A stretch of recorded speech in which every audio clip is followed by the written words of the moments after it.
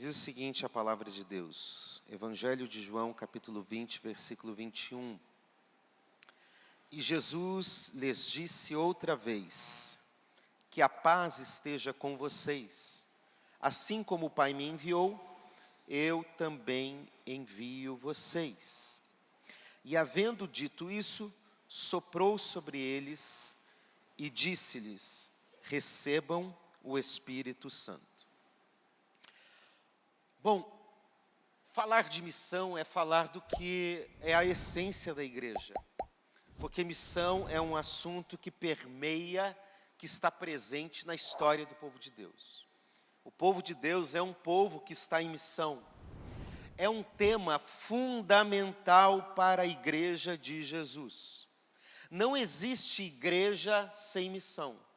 A igreja que não tem uma missão, ela já não é igreja. Por isso não é apenas um assunto teológico para apenas uma semana, mas é um assunto para a vida da igreja, para a essência do que a igreja é. Porque, repito, não existe igreja sem missão e não existe uma missão cristã sem a igreja. Para se cumprir a missão, é preciso estar envolvido com a igreja de Jesus. Por sua vez, nós até temos uma noção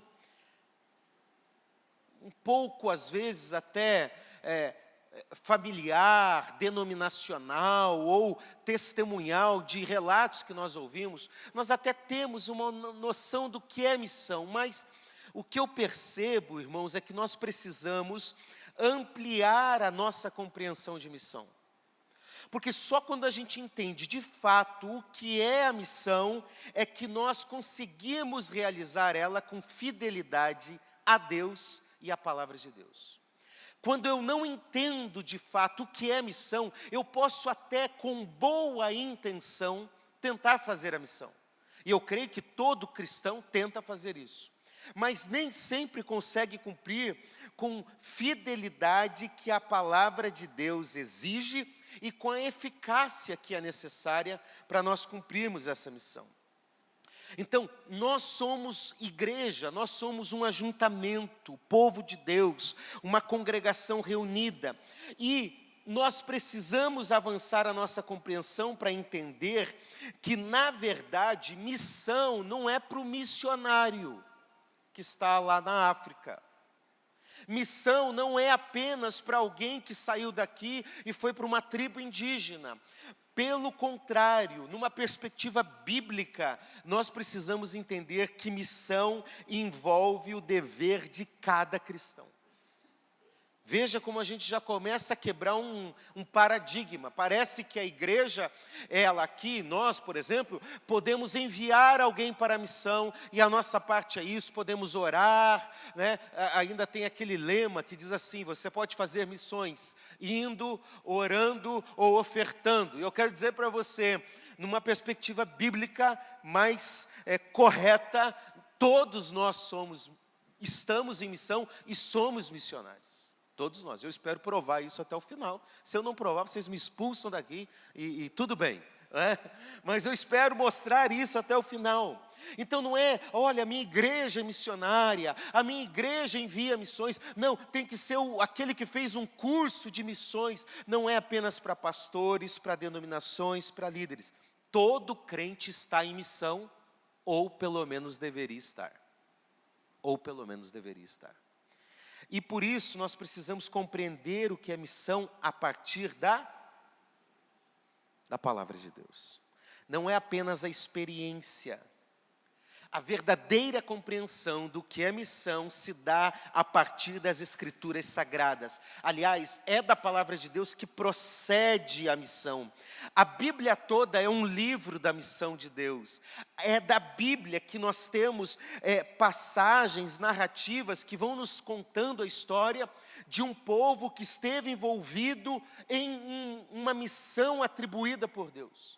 Então eu preciso olhar para a Bíblia e aprender exatamente isso. A Bíblia mostra o que Deus espera de nós. Qual é a comissão que Ele nos dá? O que Ele nos designou fazer? Ele mostra o que precisa ser feito e como fazer. Então eu tenho que olhar para as Escrituras, e por isso nós começamos lendo as Escrituras. Olhando para as palavras de Jesus, aqui nessa grande comissão joanina, a gente está mais acostumado com a comissão de Marcos, ide por todo mundo e pregar o evangelho a toda criatura, ou talvez a de Mateus, ide fazer discípulos de todas as nações. Mas aqui é o que nós chamamos de comissão joanina. É também um comissionamento que Jesus está dando, e aqui nós descobrimos algo fundamental, é que Jesus, na verdade, ele é o modelo, o padrão, o paradigma. Se eu quero fazer missão, eu preciso olhar para o modelo de Jesus. Jesus está dizendo, assim como o Pai me enviou, no modelo do Pai, no padrão do Pai, do jeito do Pai, desta forma eu envio vocês. Então nós não somos enviados a fazer aquilo que nós achamos que devemos fazer em missão. Nós somos designados a cumprir a missão de acordo com o padrão de Deus. E é isso que nós queremos ver nessa noite. Bom, vamos lá então, começando um pouco mais, saindo da introdução. O que é missão? Rapidinho, a gente pode passar a entender no sentido etimológico da palavra do que é missão. Missão tem sua origem na palavra latina missio, que significa simplesmente enviar ou enviado. É simples assim. É alguém que foi enviado. Tem a ver com emitir, enviar, mandar, dispensar.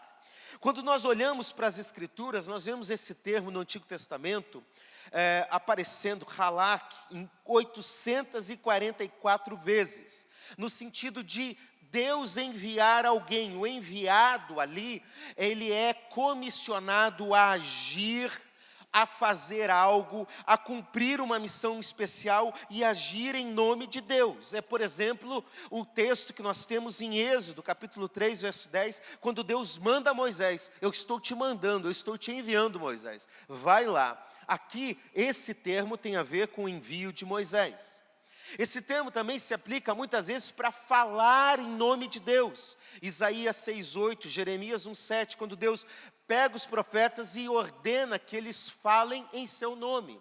Então, isso também é uma forma de enviar. O outro termo é ialak, que tem objetivamente o significado de ir. Então, é como se fosse um verbo, uma ação. É quando Deus direciona alguém para uma missão particular para realizar algo. Também aparece várias vezes no Antigo Testamento. No Novo Testamento, o termo utilizado e bem conhecido é apostelo. Lembra aqui a palavra apóstolo, que tem muito a ver com a gente, né? Com o termo bíblico aqui na língua portuguesa, que significa enviar ou ordenar alguém para ir. Esse termo aparece 133 vezes no Novo Testamento, 97 nos Evangelhos, 24 vezes em Atos. É o termo que nós estamos lendo aqui em João 20, versículo 21. Jesus afirma que o Pai o enviou. O termo que Jesus está usando aqui é exatamente esse, o apostelo, a sua raiz, né? E em seguida, Jesus envia usando outro termo que é pempo, mas é muito semelhante. Agora, tudo bem, passa essa aula, porque essa aula é o pastor Anselmo que dá, porque eu sei que ele é professor de hebraico, de grego, de aramaico, de latim, o que mais? Tudo isso que já me falaram. Então, não vou ficar discorrendo aqui, porque você já tem um professor, né, nessa área. Então, esses termos bíblicos representam que há uma missão, há uma tarefa a ser realizada, confiada por Deus a alguém que deve ir e falar ou fazer algo em nome dele. E por isso eu resumo aqui, de uma forma bem simples para nós. Missão é o ato de Deus enviar uma pessoa, ou mais de uma pessoa, para falar ou realizar algo em seu nome, ou agir como seu representante. Isso é missão, de forma geral. Agora, nós precisamos entender que a igreja de Jesus, ela necessariamente é missional. E daqui a pouco eu explico a diferença de missionária para missional. Não existe a menor possibilidade de uma igreja ser verdadeiramente igreja e cristã e não ser essencialmente missionária. Se é igreja, é missionária. Eu gosto muito de uma fala do David Bosch, que é um missiólogo. Ele diz: a atividade missionária não é tanto uma ação da igreja, mas é simplesmente a igreja em ação. Irmãos, parece que é só um trocadilho de palavras, mas não é. O que ele está dizendo é que a atividade missionária não é um departamento da igreja. Consegue entender isso? Eu sei, na minha igreja tem departamento de missões. E o nome da minha igreja é missionária. Eu pertenço a uma igreja que se chama Igreja Missionária Evangélica Maranata. Essa igreja é missionária, mas ela tem lá um departamento de missões. Então, muitas vezes nós limitamos e entendemos que fazer missões é apenas uma atividade da igreja. Não, eu sou do louvor, eu não tenho nada a ver com missão. Não, eu sou do ensino, eu não tenho nada a ver com essa missão. Não é isso. Missão é igreja em ação. Porque tudo que a igreja faz envolve a missão que Deus deu. E muitas vezes nós não entendemos isso. Muitas vezes nós fragmentamos esse conceito. E muitas vezes investimos pouco tempo, nós, pessoalmente, individualmente, pouco tempo, poucos recursos, e não evidenciamos o valor que deveríamos dar à missão. Muitas igrejas perderam a ideia de estar envolvida em ações missionais. E com isso hoje estão realizando muitas atividades. Às vezes para segurar pessoas dentro da igreja, às vezes para conquistar mais adeptos, mas não num sentido de cumprir a missão que Deus deu. E assim se abandona a razão fundamental da existência da igreja. Por sua vez, há também uma percepção muito reducionista sobre o que é missão. Eu já vou explicar, não se escandalize com o que eu vou falar. Mas tem gente que acha que missão é apenas salvar almas. É isso, pastor? É, mas não é só isso. Aliás, não é nem salvar só almas, como eu vou falar daqui a pouco. Porque o evangelho não é um evangelho fantasminha. Ele não quer só a alma, ele quer o ser inteiro. Ele quer a alma, o corpo, a mente, a vida, ele quer tudo, ele quer a existência toda do ser humano. Então não é só salvar almas. Fazer missões é abrir uma igreja nova em um lugar. Isso também é missão, mas não se limita a isso. Não é só enviar missionários para a África, para uma tribo indígena. Não, isso também é missão, mas não é a totalidade da missão. Eu só estou provocando, daqui a pouco eu falo o que é. E se a visão missional, ela é reducionista, a missão também será reduzida. E aí a gente não cumpre ela com totalidade. A igreja de Jesus e nós, cristãos, individualmente, nós precisamos entender que há muito mais a fazer na missão. Então, qual é a diferença de uma igreja missional para uma igreja missionária? Qual a diferença de um cristão missional para um cristão que apoia a obra missionária? A diferença é que uma igreja missionária, ela fala assim: vem cá, vem aqui, João, eu vou te mandar para outro país, para outra cultura, vai, e agora eu vou te sustentar. Ela fez missão, mas só parte. A igreja missional é a igreja que entende isso, ela até envia missionários transculturais para outros lugares do mundo, mas mais do que isso, ela entendeu que onde ela está inserida, na freguesia, Jacarepaguá, Rio de Janeiro, aqui ela foi chamada a fazer a diferença nesse bairro, nessa região. E tudo que ela faz daqui para fora é dentro desse conceito missional. Então, uma igreja missional é a igreja que é relevante onde ela está. Ela faz missão lá, mas faz missão aqui. Ela começa em Jerusalém e vai se estendendo para Samaria, para a Judéia e para todo mundo possível, mas ela começa onde está. Então veja que tem muitas igrejas enviando missionários para o mundo, mas esquecendo de ser sal e luz onde estão inseridas. E aí nós precisamos pensar isso à luz das Escrituras. A igreja é essencialmente missionária, missional em tudo que ela faz. Há muita coisa, diz Christopher White, a variedade de coisas para as quais as pessoas foram enviadas é surpreendentemente ampla. Quer ver? A igreja, ela cumpre a sua missão quando ela glorifica a Deus. Você pode levantar sua mão e glorificar a Deus? O primeiro alvo da missão é a glória de Deus.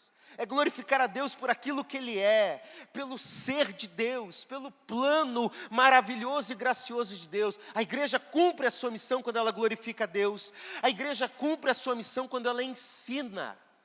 E de fazer discípulos de todas as nações, ensinando-as a guardar todas as coisas.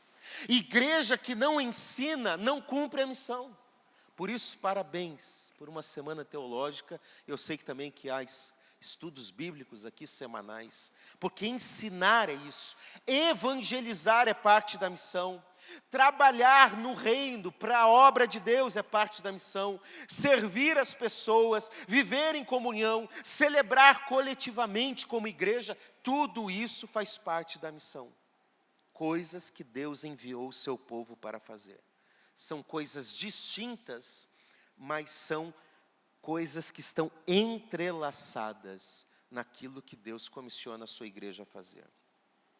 Então, essa percepção mais ampla do que Deus espera de nós, precisa estar na nossa vida, enquanto nós estamos aqui neste mundo. Porque a igreja só cumpre a missão quando ela cumpre toda a missão de Deus. A igreja só cumpre a missão quando ela realiza toda essa missão. Uma missão que se limita a um ou outro aspecto, enfatiza um ou outro aspecto, não representa a missão sob o paradigma de Deus.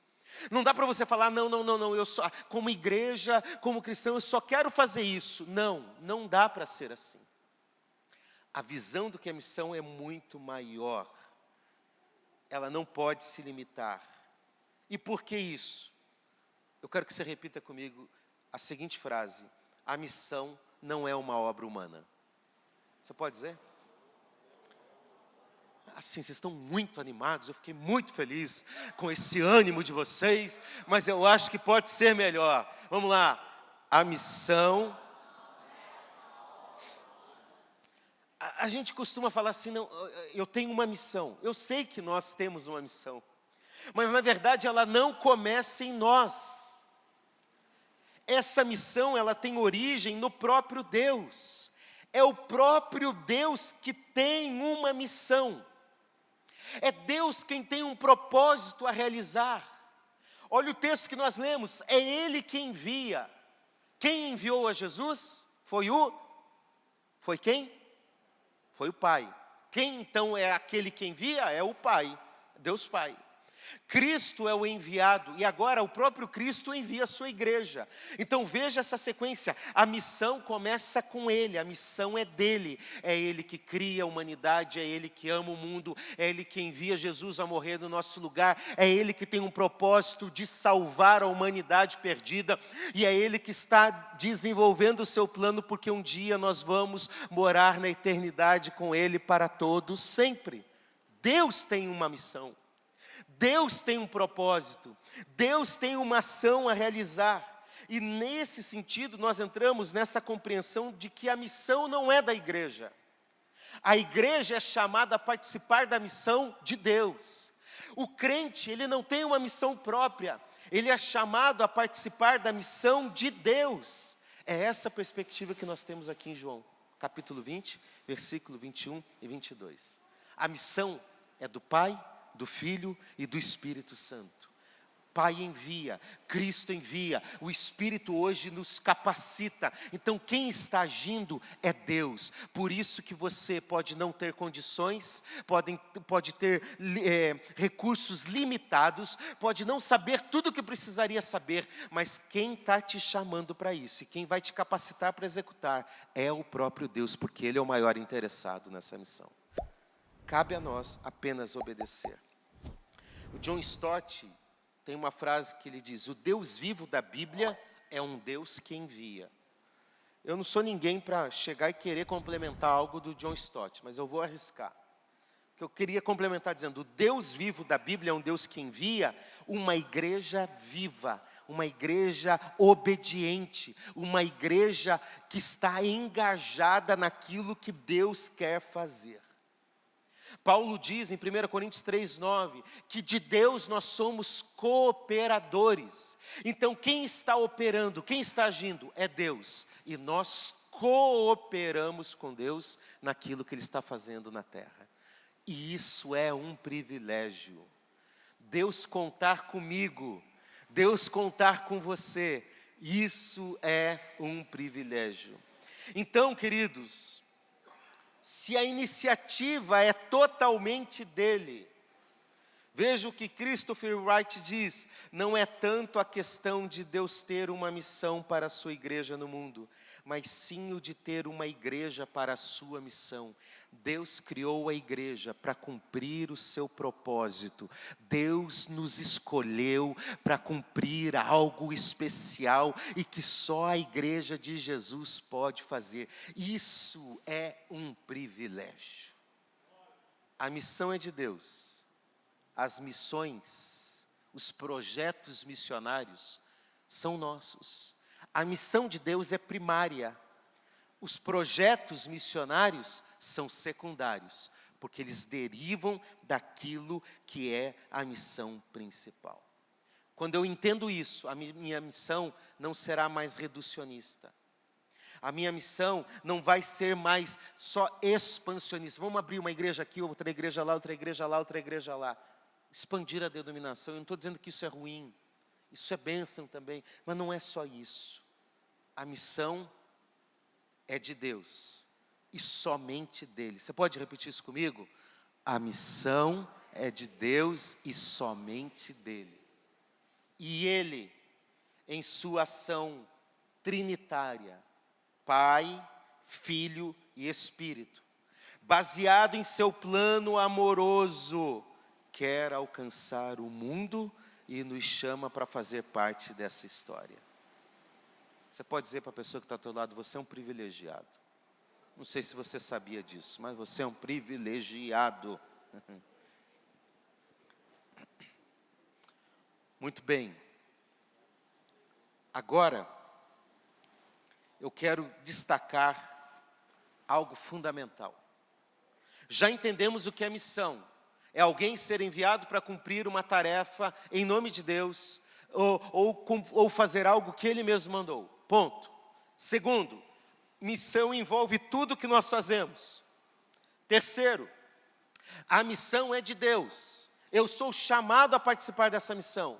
E é por isso que eu afirmo que a missão deve ser realizada sob o modelo, sob o paradigma de Jesus. Qual é o maior missionário que você já ouviu falar da história? Um de cada vez, que todo mundo falando assim é complicado. Hã? Quem? Paulo, um grande missionário. Quem mais? Pode ser da história, pode ser quem que você quiser. Billy Graham foi alguém que espalhou a pregação, a mensagem pelo mundo.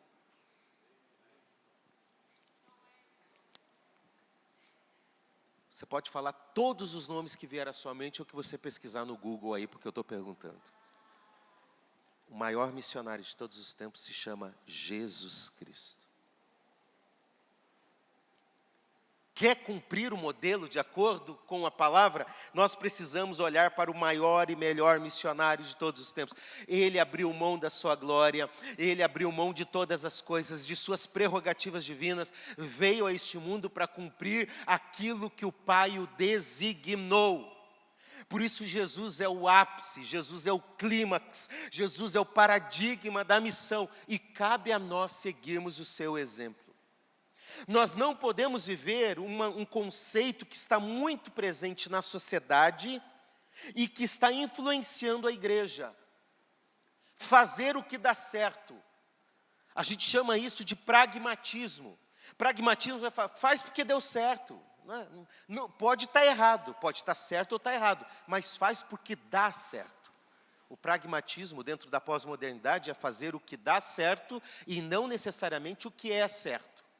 Então, o que muitas vezes os cristãos fazem em termos missionais? Eles olham para uma igreja grande, que cresceu, que está no mundo todo, que tem canal de TV. Irmãos, não estou dizendo que isso é ruim, amém? É só uma constatação. Então, aquela igreja está enchendo, aquela igreja está poderosa, então eu vou copiar. Eu sou filho de pastor, tenho 43 anos de idade, estou na igreja desde que nasci, e tenho visto muito isso, trabalho na sociedade bíblica que vai em muitas igrejas.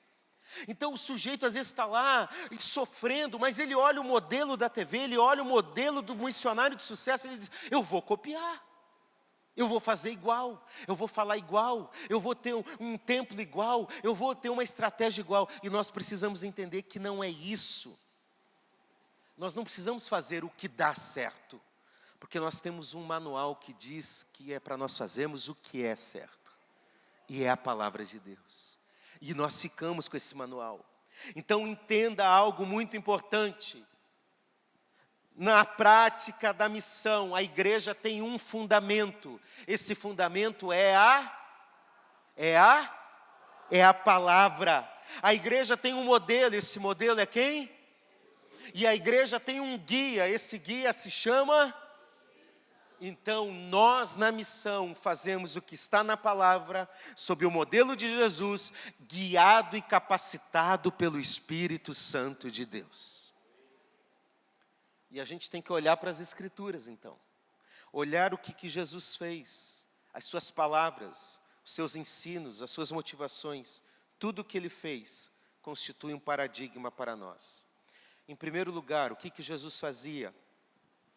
A missão de Jesus contemplava a evangelização.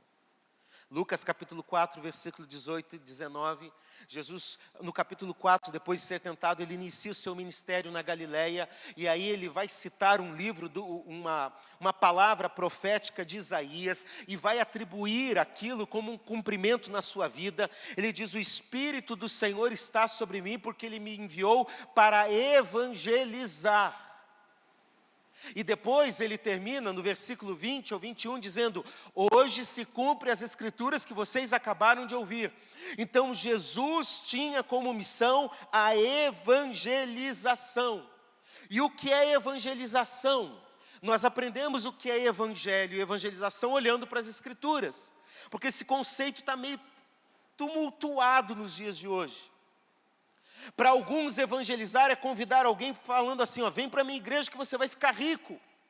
Vem para a minha igreja que você vai ter sucesso na vida, que você vai ser empoderado, que você vai ser curado. Irmãos, eu acredito que Jesus cura, eu acredito que Jesus prospera, eu acredito que Jesus nos potencializa por meio do poder do seu Espírito. Mas isso não é evangelho.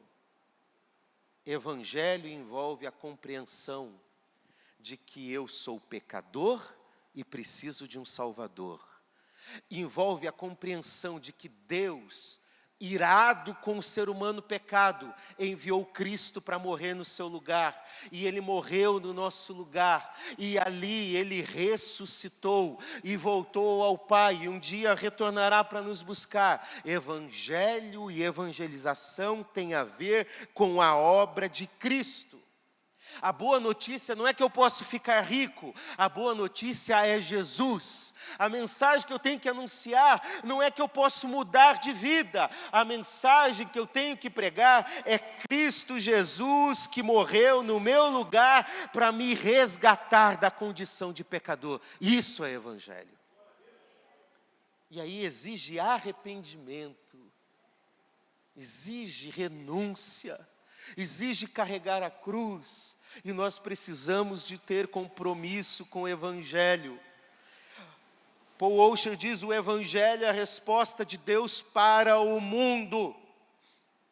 Deixa eu te falar, não sei, não me importa se o presidente anterior ou o atual prometeram, falaram, vão fazer. Irmãos, ninguém pode mudar a realidade de um país. Irmãos, ninguém pode mudar a realidade de um dilema da vida humana. Ninguém pode mudar a realidade de um dilema emocional intenso. Sabe por quê? A resposta para todas as coisas da vida não está na política, não está na ONG, não está nas ciências. A resposta de todas as coisas para a nossa vida está em Cristo Jesus e no Evangelho. Ele é a boa resposta de Deus para nós. Eu estou quase pregando aqui, desculpa.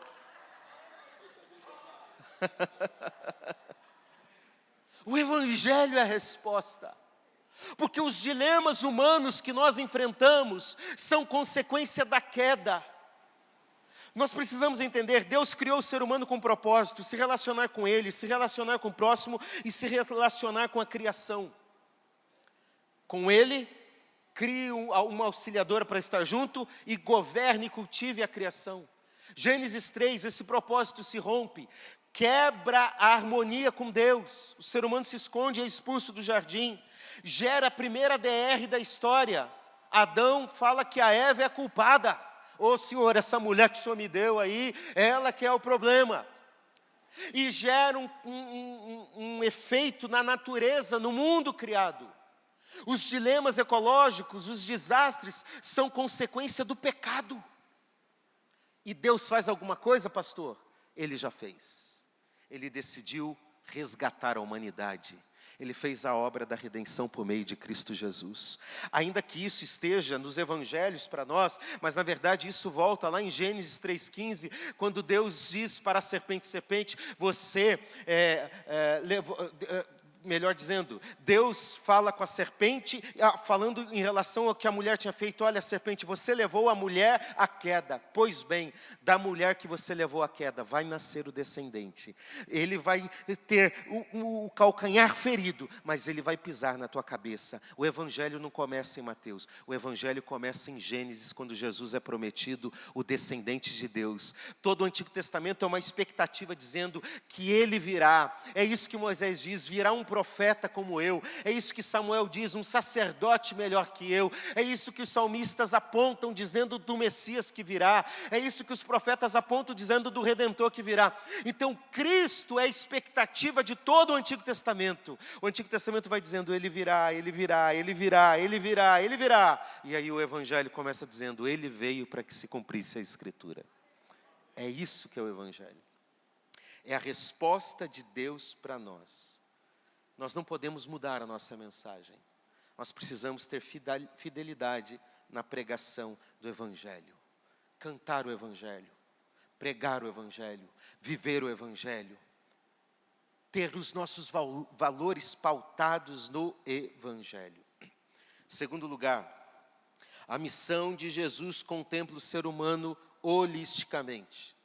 O pastor Luiz Cláudio falou algo que também me incomodou já. Eu sempre amei a questão da integralidade da missão. E eu desabafei isso naquele dia na sala de aula. E eu fiquei triste quando alguns que defendiam essa missão se envolveram com partidos, com ideologias, com métodos, com sistemas humanos e misturaram isso com o Evangelho, em nome do Evangelho. Eu entrei numa crise, eu acreditei nisso, eu apliquei isso. E aí eu fui ler as Escrituras e entendi que não é uma questão de ser ideológico de um sistema. Na verdade, esse é o padrão da Bíblia. Se alguém deturpou, vai ter que se entender com Deus depois. Porque o modelo de Jesus é esse. O Evangelho não alcança as pessoas apenas pelo que diz. O que diz é fundamental. Mas o Evangelho alcança a pessoa também pelo que faz. Em Lucas 4, Jesus mostrou que a sua missão alcançava pobres, cativos, cegos, oprimidos e todos aqueles que precisavam ouvir a mensagem, mas também que precisavam receber a mensagem para transformar a vida. Esse era o ano aceitável do Senhor. Evangelização contempla pregação, mas contempla também a ação. Os 2 discípulos no caminho de Emaús dizem, não era esse o Jesus Nazareno que era poderoso em obras e em palavras. Jesus pregou, ensinou e tinha autoridade para isso, mas Jesus também agiu em prol do ser humano de forma completa. O que eu quero dizer para você é que o Evangelho, ele é a resposta de Deus para todos os dilemas e para os problemas mais urgentes das pessoas. Porque envolve não só a alma. Não é só a alma que Jesus quer, Ele quer o ser humano integral. E olha o que nós podemos aprender. Holismo cristão, ou seja, o aspecto holístico, do ser integral, ocorre quando a igreja toda, totalmente comprometida com toda a vontade de Deus, leva o Evangelho a todo homem e a todos os homens, por todos os métodos éticos possíveis, através de homens e mulheres totalmente engajados na missão. Quando eu olhar para alguém, eu tenho que considerar a integralidade, porque eu acredito que Jesus quer salvar a minha alma, mas Ele quer mudar a minha mente, Ele quer me fazer uma pessoa melhor na sociedade, Ele quer me fazer uma pessoa melhor no meu trabalho, em todas as áreas, e os dilemas sociais, psíquicos, emocionais, todos eles estão envolvidos. Uma missão holística resgata a criatura, o ser humano, em sua totalidade, resgata a cultura e a sociedade na sua totalidade, e isso só o Evangelho pode fazer. Só Cristo pode fazer. Então nós precisamos anunciar um Evangelho que alcance o ser humano de todas as formas. Terceiro, o ministério de Jesus contemplava um ministério urbano. Jesus não ficou parado na sinagoga dizendo, ei, vem aqui me ouvir falar. Nem no templo.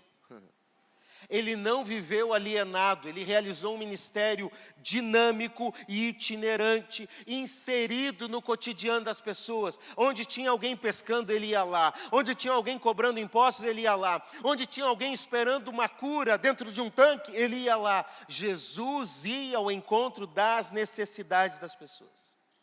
Mateus capítulo 9, 35 e 38 diz que ele ia a várias cidades, povoados, vilas e ruas. Olhe para mim, por favor. Cada lugar que você entrar é um campo missional. A padaria é um campo missional. Aliás, irmãos, ainda vende aquele pudim gostoso aqui na Cúfura? Ah, Jesus, aquilo era uma tentação.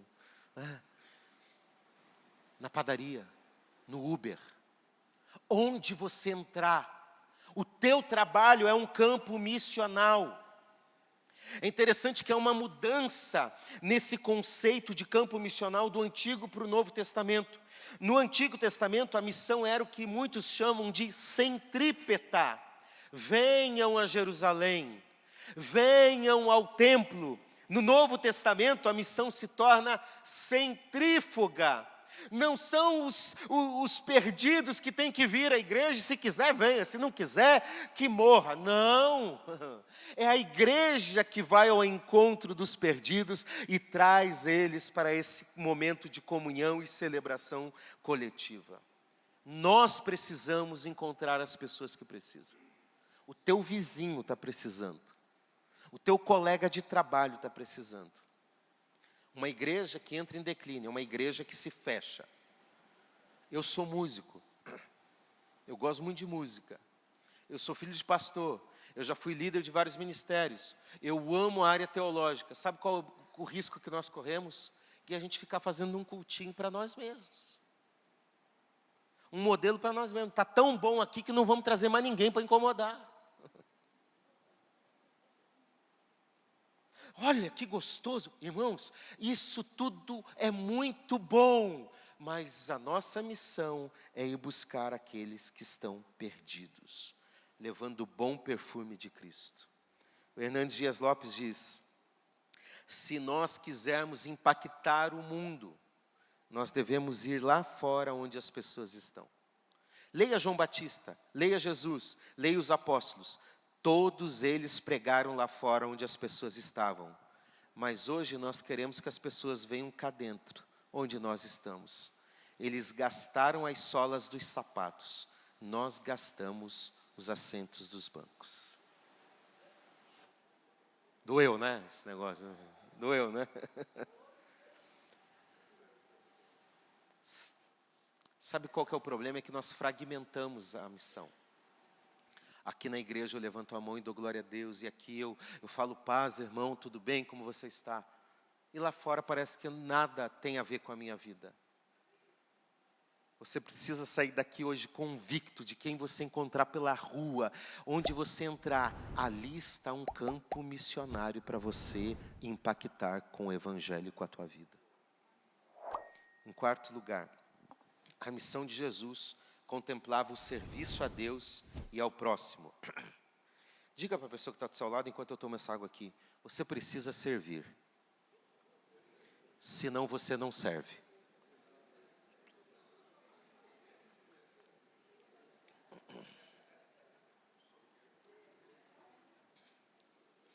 Assim como Jesus veio para servir. Mateus 20, 28. Assim a igreja é enviada para servir. Olha o que John Stott diz. Se a igreja local, permita-me usar aqui a igreja evangélica Reviver em Cristo. Se a igreja Reviver em Cristo é enviada à sua área, à freguesia, como o Pai enviou o Filho ao mundo, a sua missão de serviço é mais ampla do que a evangelização. Nós precisamos servir esta geração. A Bíblia diz que Davi serviu a sua geração. Nós precisamos servir a nós. E servir dá trabalho. A igreja, ela é uma agência, e eu acredito que é a única que é plenamente possível de fazer isso. Ela é uma agência de serviço e transformação na comunidade onde ela está inserida. Como nós fazemos isso? Quando eu começo a olhar qual é a necessidade da freguesia, das famílias da freguesia, das pessoas que moram na freguesia. Quais são os dilemas que as pessoas aqui enfrentam? Como que eu posso oferecer uma resposta com base no Evangelho? Como eu posso servir essa comunidade? Irmãos, às vezes nós podemos fazer coisas simples que nós vamos impactar o bairro onde nós estamos.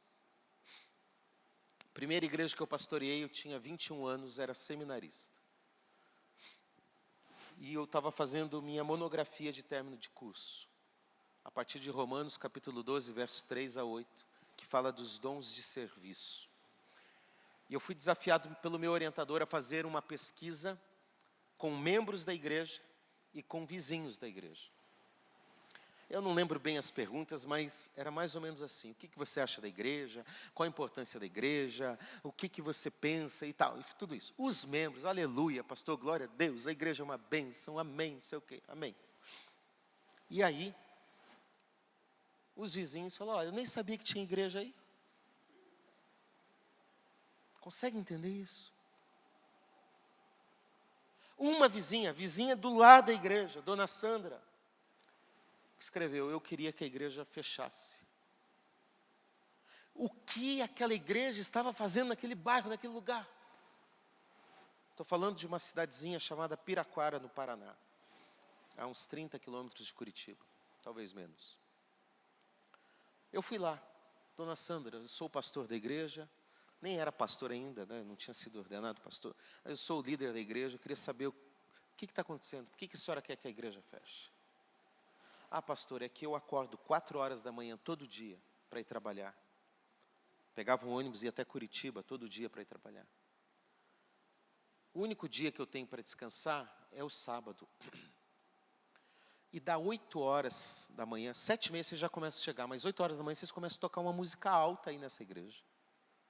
Eu tinha um grupo na igreja que usava muito estratégia evangelística para jovens, que era um grupo de rock cristão. Eles ensaiavam sábado às 8 horas da manhã na igreja. Então imagine quanto essa mulher foi perturbada. Eu falei, eu quero pedir perdão para a senhora, eu quero prometer que isso não vai mais acontecer. Voltei. Reuni a liderança da igreja, falei, irmão, a gente precisa adequar os horários e tal. Um diácono falou assim, não, pastor, não precisa não. Isso é o inimigo que está furioso. falei, não é o inimigo, não. É a vizinha mesmo, e a gente vai ter que dar bom testemunho para ela. Mudamos a data. Consequência, aquela mulher veio para a igreja, trouxe a nora e depois o filho. Irmãos, a igreja precisa servir a sua geração. Ela precisa servir onde ela está. A minha igreja ficava fechada vários dias da semana, e o posto de saúde que tinha ali era um bairro bem mais carente, era bem distante. Eu fui na prefeitura e falei, eu quero abrir a minha igreja para vocês, quantos dias da semana vocês quiserem. Vai lá, faz campanha de vacinação, dá palestra para hipertenso, usa a igreja. 3 vezes por semana a Secretaria de Saúde passou a usar. Eu fui na Secretaria de Educação e falei, eu quero levar curso para aquela turma, porque os moleques só ficam na rua. Levei curso de computação e vários outros cursos de profissionalização. A igreja se tornou uma referência na cidade. Eu saí de lá em 2005, o ano passado eu voltei a pregar lá, depois de muito tempo. E pessoas do bairro todo, pastor, quanto tempo, que bom, que saudade. Até hoje fala, porque a igreja decidiu fazer a diferença onde ela estava. Cada igreja tem que fazer a sua análise de como ela pode ser diferente onde ela está. E cada um de nós pode fazer isso, porque esse é o 5º aspecto e último que eu falo nessa noite. A missão de Jesus contemplava e contempla a totalidade da vida. A gente gosta de falar assim, a minha vida espiritual é sim, mas a minha vida profissional não tem nada a ver, viu, pastor? Isso é dualismo. Isso é fragmentar as coisas, não tem nada a ver isso com o propósito de Deus. Não, pastor, eu sou advogado, eu sou médico, eu sou dentista, eu sou professor, eu sou motorista, e isso não tem nada a ver, porque quem tem que cumprir a missão é o pastor, é o líder de louvor, é o músico da igreja, é o diácono. Não, senhor e não, senhora. Todos nós somos chamados a ser uma testemunha viva de Jesus. Atos 1:8. Serão minhas testemunhas. Eu não tenho o dom de evangelizar. Minha esposa é uma bênção. Ela começa falando de qualquer assunto, ela chega em Jesus. Nunca vi coisa igual. Irmãos, eu fico num negócio, dou uma volta e vou com aquela dificuldade. O que eu quero dizer é que você pode não ter o dom de evangelista, mas você é chamado para ser uma testemunha de Jesus em tudo o que você faz. Em tudo. A tua vida é para isso. É por isso que você existe. Tem gente que fica, por que eu nasci? Por que eu estou aqui? O que eu tenho que fazer? Irmão, você nasceu para glorificar a Deus, refletir a glória de Jesus no mundo, pregar o Evangelho, viver desta forma. Essa é a nossa missão. Todo crente é chamado a participar da missão de Deus em todos os momentos da vida, por meio de tudo que faz. Nesse sentido, toda a nossa vida passa a ser uma vida missional. E aí, missionário não é só o que está lá na África. Eu sou um agente missional. O cristão que está todo o tempo em missão, faz de toda pessoa um alvo do Evangelho e todo lugar um campo missionário. Toda pessoa é alvo do Evangelho. Todos os meus recursos, aquilo que eu tenho, as minhas habilidades, os meus dons, a minha formação, a minha faculdade, o meu conhecimento, os meus recursos profissionais, acadêmicos, familiares, pessoais, tudo é percebido não como algo que eu ganhei simplesmente porque eu trabalhei muito, mas é uma dádiva de Deus com o objetivo de servir melhor a Deus e as pessoas que Ele coloca no meu caminho. E aí eu passo a ser alguém em missão em todo lugar. A sua profissão pode ser a área da sua vocação missional. Você consegue entender isso? Que você pode ser um psicólogo em missão, um advogado em missão, um motorista em missão. Não sei o que você é, mas você pode ser. Você pode usar os recursos que Deus te deu, as habilidades que Deus lhe concedeu, para fazer e cumprir a missão que Ele te deu. Assim como Jesus, todo cristão é chamado a envolver toda a vida com a missão em todas as áreas. Eu falei que era o último, mas eu tinha esquecido que tinha mais um. Já vou acabar, tá bom? a missão contempla a glória de Deus. Nós não fazemos missão para as pessoas. Nós vivemos num mundo que hoje é antropocêntrico. Ele é voltado para o ser humano. O ser humano tem que estar feliz a qualquer custo. O ser humano está no topo da escala de valores. A gente tem que agradar o ser humano em todo momento, que senão ele fica fazendo biquinho para a gente, e a gente vai ficar com dó dele. O mundo gira em torno dele, e se não girar, ai, ai, ai. A missão, o propósito da missão não é o ser humano. Não são nem as suas necessidades. O propósito da missão não é simplesmente fazer a denominação explodir no mundo todo. Se isso acontecer, amém, glória a Deus. A missão não é para sermos relevantes socialmente, como eu falei o exemplo aqui agora, não. Ainda que essas coisas tenham uma relativa e secundária importância. A razão primeira e última da nossa missão é apenas a glória de Deus. Por isso a missão é cristocêntrica e não antropocêntrica. É no modelo dele, é do jeito dele. Em sua obra na terra, Jesus diz: Pai, eu te glorifiquei. João capítulo 17, versículo 4. Então, Jesus mostra que em sua missão, ele entendeu que o propósito era glorificar ao Pai. Paulo diz em 1 Coríntios 10, 31, quer comais, quer bebais. Paulo já sabia que crente ia comer muito, né, irmãos? Quer comais, quer bebais, ou façais qualquer outra coisa, fazei tudo para quê? Para a glória de Deus. O teu lazer, tua viagem, teus recursos, tua profissão é para a glória de Deus. Efésios 1:6, para o louvor da glória da sua graça. Filipenses 2:11, que toda língua deve confessar que Jesus Cristo é o Senhor, para a glória de Deus. Mateus 5:16, que as boas obras realizadas pelo cristão façam com que as pessoas glorifiquem ao Pai e glorifiquem a Deus, 1 Pedro 2:12. Então, tudo tem a ver com a glória de Deus. Mas como diz Martin Lloyd Jones, ainda mais assombroso, em certo sentido, é o fato de que a glória de Deus deve revelar-se finalmente em nós e por meio de nós. Você recebe essa glória de Deus e reflete essa glória de Deus na vida das pessoas. As pessoas olham para você e falam, não, é diferente. Eu pensei que estava tendo um raio aqui dentro, irmã. Era só a foto, graças a Deus. Uma igreja missional, uma igreja relevante, ela resulta de uma igreja que está cheia do Espírito Santo. A igreja que recebeu o Espírito, ela realiza esse tipo de missão. Gosto de Lucas 4:1, Jesus cheio do Espírito. Lucas 4:14, cheio do Espírito. Lucas 4:1, Jesus foi conduzido pelo Espírito ao deserto. Lucas 4:18, o Espírito do Senhor está sobre mim. Jesus estava cheio do Espírito para cumprir a sua missão. Ele era Deus tanto quanto o Espírito. Em tese ele não precisava, mas ele abriu mão das suas prerrogativas divinas para realizar a missão que Deus havia confiado a ele. Isso é um exemplo para nós. Se nós quisermos cumprir a nossa missão com eficácia e fidelidade, nós precisamos do poder do Espírito Santo na nossa vida.